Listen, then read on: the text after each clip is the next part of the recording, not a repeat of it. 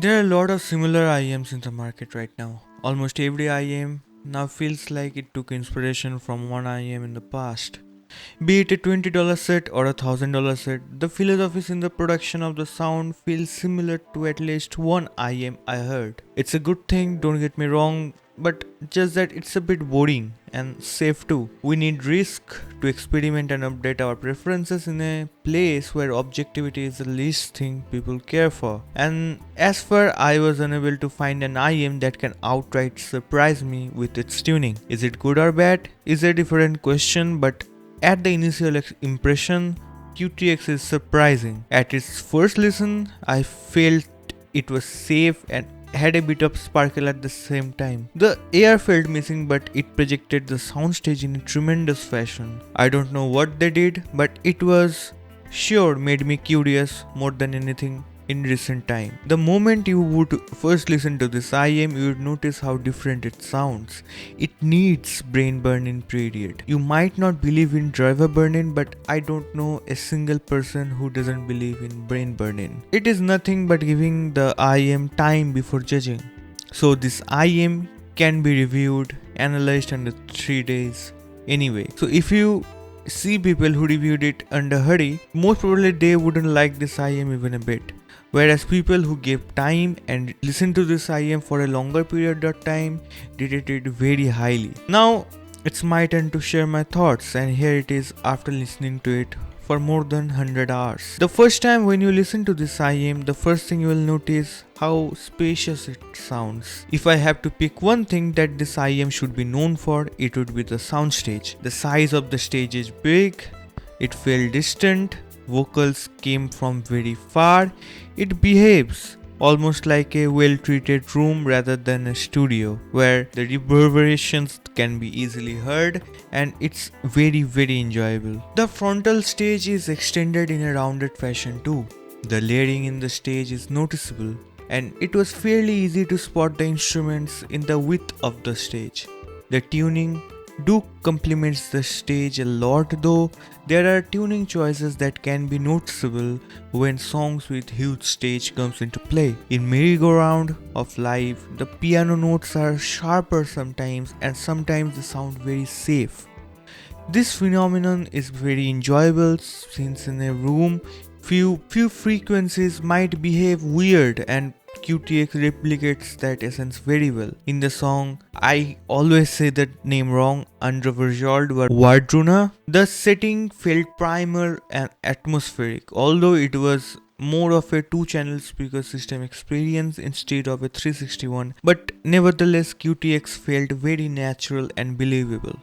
In the song, A Kiss to Build a Dream On by Amber Ruberth, it feels very spacious. The experience was smooth for the most cases, although sometimes I miss a bit of extension in the lower treble, which also made the song organic and safe. So think of it as two-faced sword that you have to tackle. In the next thing that you would notice after experiencing the wide soundstage is the treble. The treble on this IM is the most interesting factor of the tuning. On one hand, it feels safe in the bound, and on the other hand, it feels very exciting too, and nothing in between. So how is it possible? So there is a pretty substantial dip in 4 to 6K region, which is noticeable in pulling down on certain key aspects of the music while not affecting much.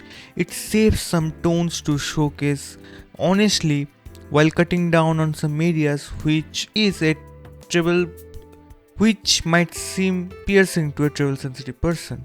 So the amplitude is overall stays the same, and the harsh nature of the tonality gets reduced a bit. Is it a bad thing or a good thing? It's always up to you, but the tuning is what I think they wanted to aim for. The resolution on the treble is ample. It won't create high contrast picture, but resolution is apt for the price. 2 notes never got mushed up in the mix, stays clear throughout the session, no matter how deadly complex the tracks are. The album, The Way Up, is so interesting sounding in this IM. QTX handles the details carefully. The treble being very elevated in the mastering never felt even a bit harsh. The soundstage is complemented in the tuning too, creating a room-filling sound yet highly engaging.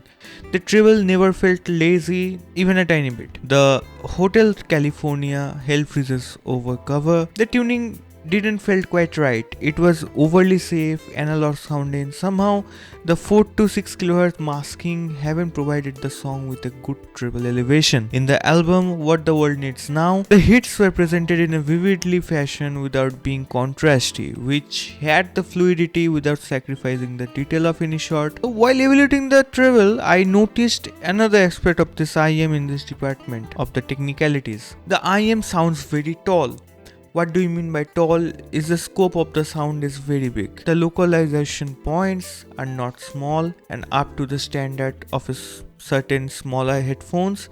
The projection of the equipments are tall and lifelike. All of this takes a backseat when bass comes into the picture. The bass is too overpowering for the music sometimes. It makes other parts of the tonality very shy to sound. The tuning of the bass is especially very unlike most IM. It has that gloomy nature in a good way that most IMs try to throw away. The sub bass has that rumble and grunt authority. Mid bass punches hard and deep. The decay is slow enough to give you the IM a digital feel, yet it sounds organic. Attack is also at the same level as decay.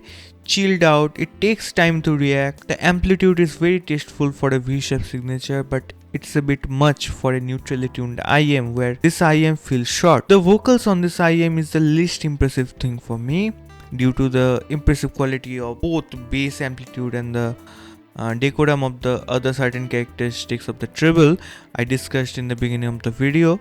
The vocals feel distant and overpowered by both of the extremes.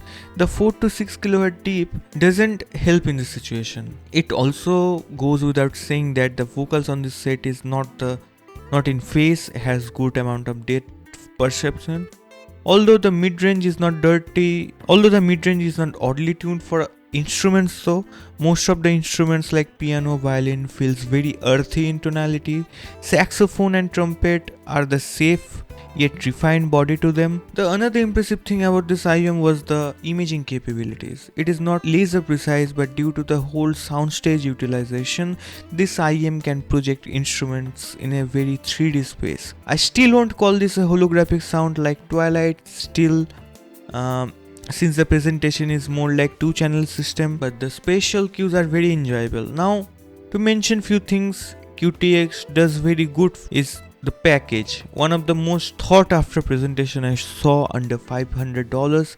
Everything about the package seems very luxurious. The deluxe package comes with a upgraded cable in blue color. Package also includes a very practical DAC too, which is fairly powerful for this IM, and QTX takes fraction of the power of this DAC. The DAC feels fairly resolving and organic in tonality. QTX comes with 2 setup tips. The foam ones are very brittle as well as the silicone ones. I don't recommend anyone to use the stock tips. I personally use the Divinus Velvet tips for most of my listening sessions. The cell looks absolutely beautiful. Now, leaving all these things aside, who should buy this IM? I came to a conclusion that this IM is made to deliver sound to a person who wants fun from their IM.